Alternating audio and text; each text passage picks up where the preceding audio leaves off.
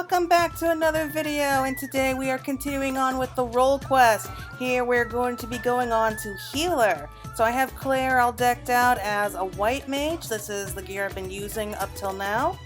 And let's go ahead and speak with the Ala Mhigo delegate. Far from free, the Ala Mhigo delegate to Razat-Han has grim news to convey.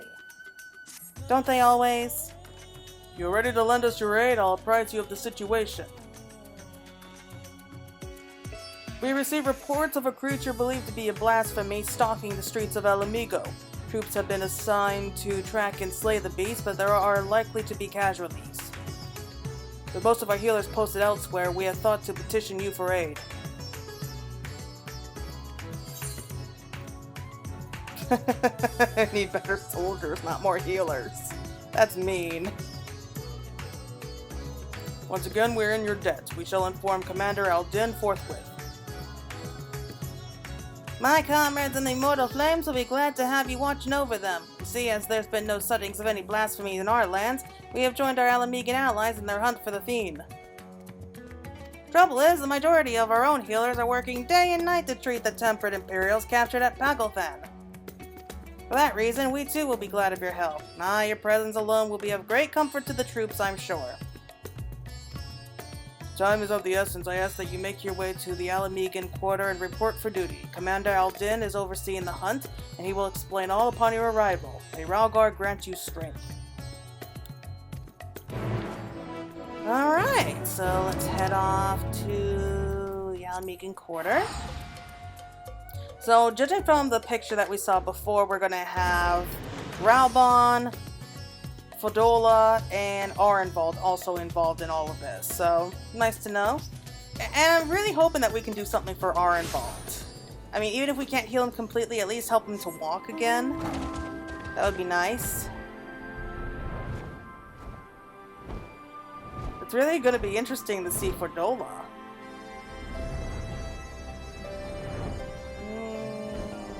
Around here, I guess.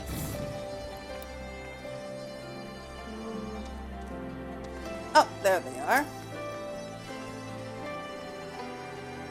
Mistress Faye, we were told you were on your way, but this is even quicker than expected. I'll tell Commander Aldin you've arrived. One moment, please. Been a while since we've seen Ralbon.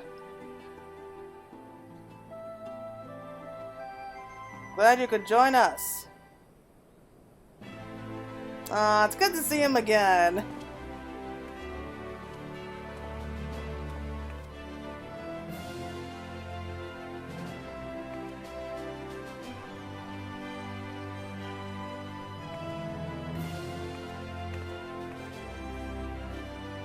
Now that the far greater crisis has been resolved, we may, and must, turn our undivided attention to matters of a smaller but no less deadly scale. I like nothing more than to hear about your recent adventures, but I'm afraid such pleasantries will have to wait.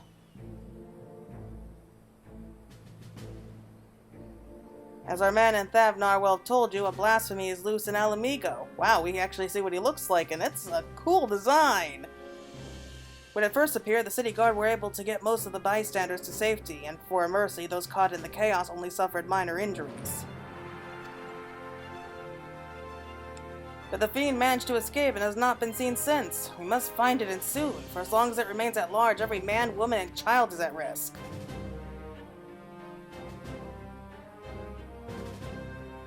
As was the case in Thavnar, the blasphemy's very existence seems to spur the creation of lesser beasts. The longer it's allowed to roam free, the more tragedy our people will suffer.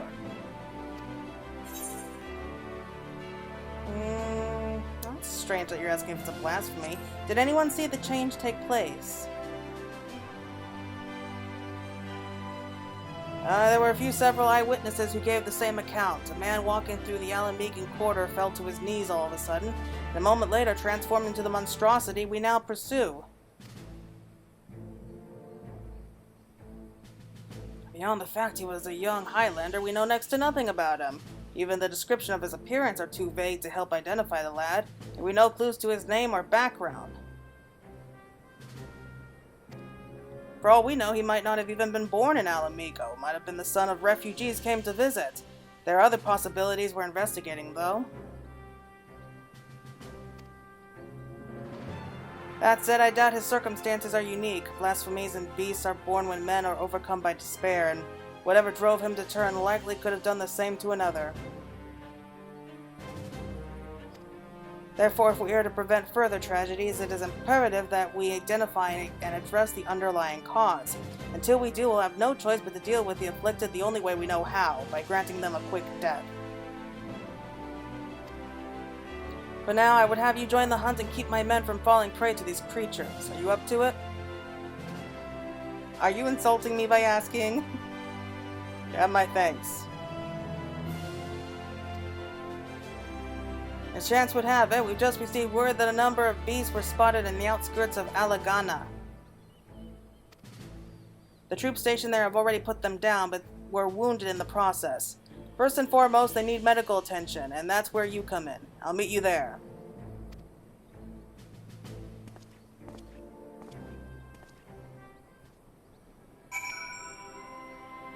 Alright, so Ul'dah. I think that's Lisa's home village. Okay, so heading back to the peaks. And we'll see what we can do.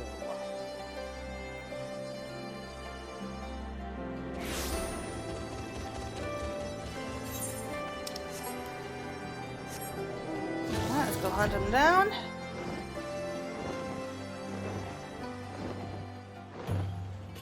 Been a while since I've been back to Ala Mhigo, now that I think of it. Oh, there they are. Oh, it's my own damn fault for being so careless. What must Commander Eldon think of me? I think he's just happy you're not dead. Knowing what they are, who they were, could any of us end up like that? Although the soldiers were able to lead the beasts away from the village and cull the lot of them, victory did not come easily. In times like these that our lack of healers is most sorely felt. I dare say they've yet to receive any treatment at all. See to their wounds while I survey the area for any stragglers that may have escaped. Once I've completed my patrol, I'll head to the village to gather eyewitness reports. Look for me thereafter.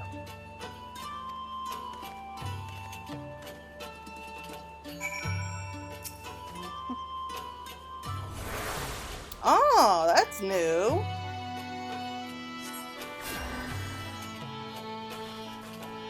Gods be good, I feel reborn! Hold on, you're Claire, aren't you? I can't believe it.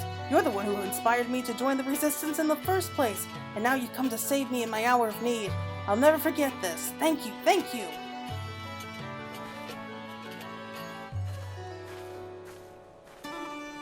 Well, that was nice of them.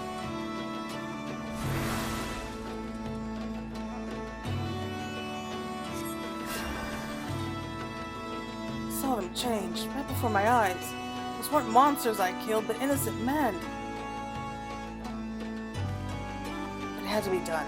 There were others we had to protect, and thanks to you, I can continue to do that. Once I've made my way back, I'll give a full account. The families, they'll understand. I don't envy him for that job.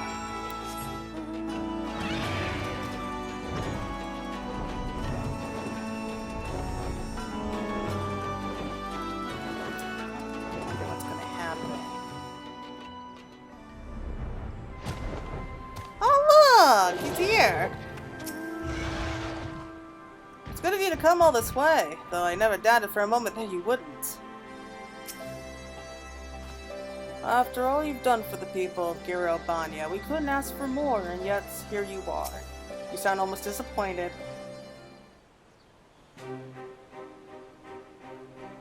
Treating the wounds of those soldiers, you have my thanks, and theirs too, no doubt. It seems they were indeed successful in slaying all the beasts. If my search is any indication, we must remain vigilant. I've also spoken with several others who witnessed the moments of the transformation, though the ordeal has understandably left them rather shaken. I hear you've been through a fair few ordeals yourself, Claire.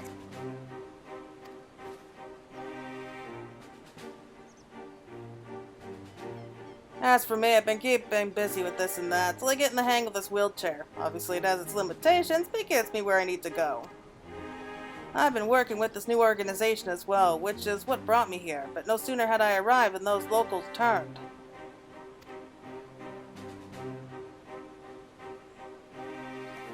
Dragonfred, I heard that you were there when it happened. What can you tell us? The ones who underwent the chains are the very people we were trying to help.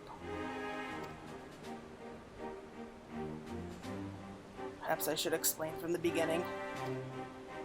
The meeting Lys held in the royal palace marked a turning point for all of Girobania. It spurred us to open a dialogue with peoples and communities we otherwise would have shunned. But there's still so many problems to be addressed and countless souls struggling to build new lives for themselves. I decided to form a volunteer group, the Silver Griffins. Our main concern is the welfare of Ala Mhigans who sided with the Empire, for whatever reason, and helping them find their place in society, in particular the surviving families of the Krempa Lupa. Really? I'm actually surprised. Yeah, I thought that you despised the skulls, but you certainly changed your tune.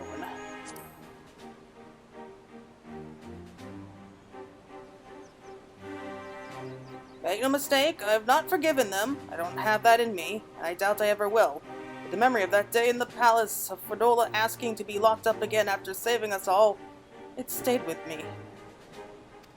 It got me to thinking about why she and other youths would commit such atrocities, why they swear to serve the Empire. The answer was simple, because they've seen what we've seen and suffered much the same. In a hell where all are condemned, they choose to betray one brother to save another. That's how the Garleans win. Not by breaking you, but by making you break yourself. By making that choice the right one for a man at the end of this tether.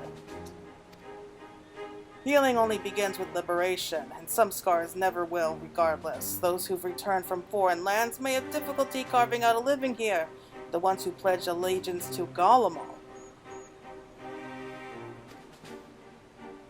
This is not the Ala Mhigo we dreamed of, but after 25 years of misery, I'll not see it all thrown away because we can't come to terms with the past. That's why I formed the Silver Griffins, to see that no one is cast aside. It's a cause I support, and it's what brought me here today. I've been acting as a mediator.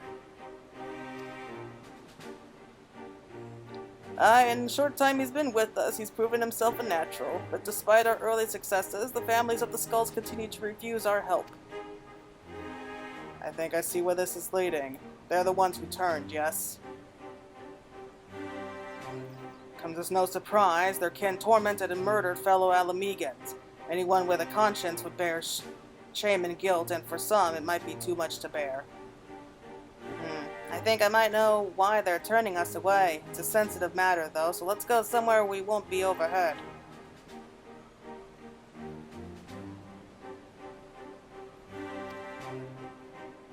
Curious, sir.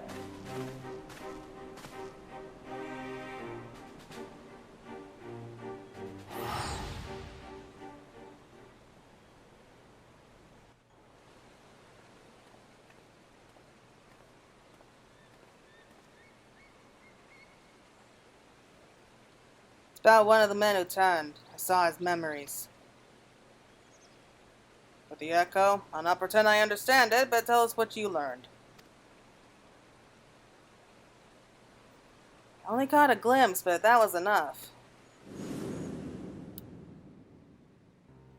It was during the occupation, a man raising his son, only the two of them, but they were a family. To keep his boy clothed and fed, he chose to side with the Empire. He knew what others would say, but he did it anyway.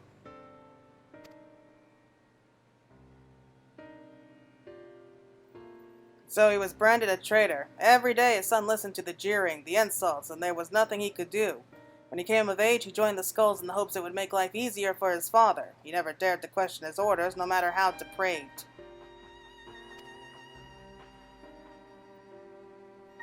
He died in the Revolution, but not before killing his own countrymen. His father wept not for the betrayer and murderer, but for the man he could have been. He blamed it all on himself, right up until the change took him.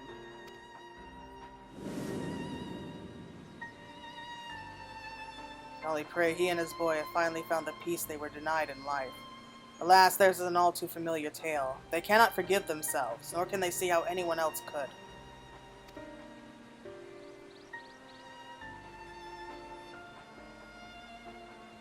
Sins of their kin weigh heavy on them. They think themselves undeserving of our compassion.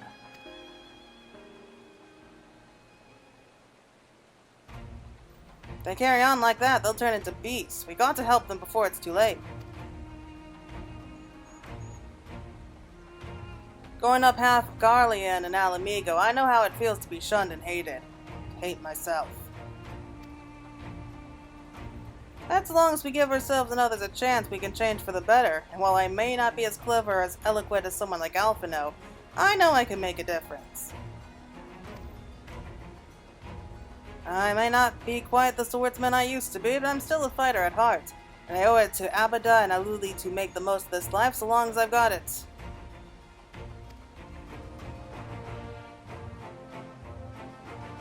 We Silver Griffins will give our all to see that no more beasts or blasphemies ravage Girabanya again. So Commander Aldin, do we have your approval to continue our work? Of course. There's no enemy more formidable than despair, and I'd be a fool to refuse your help. That even a single one of our people has succumbed to this transformation is proof of our failure to protect them. Therefore, I pledge the Silver Griffins my unconditional support. Together, we will prevail.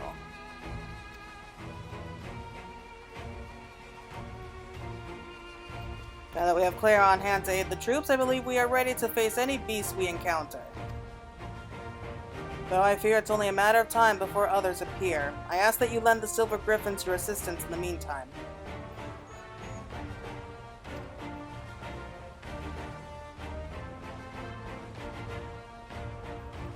Very good, but now let's return to the city.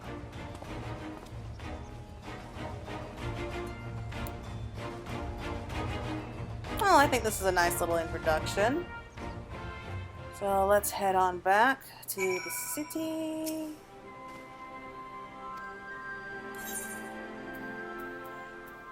Glad to help. And let's just head on back.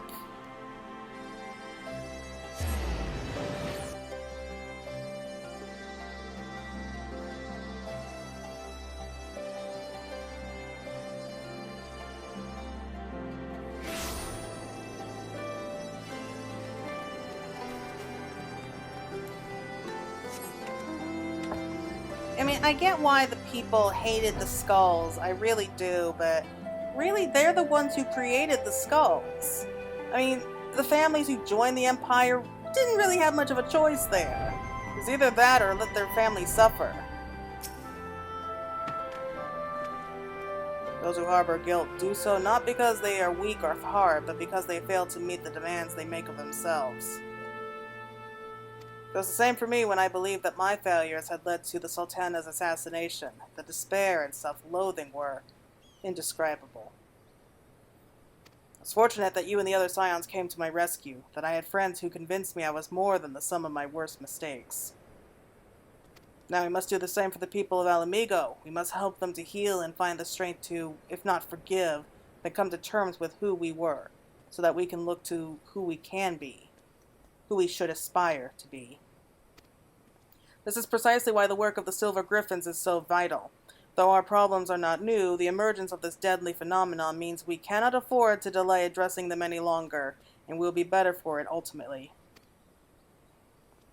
Once we decide a course of action, you'll be the first to know. Until then, may Ralgar watch over and keep you. Alright, good to see. So the next quest, just have a quick look, the Butcher's Blade. Okay, so we'll save that for next time. Looks like we're meeting Fordola then. And I guess that's it for right now. Thank you for joining me and have a good rest of your day. Bye.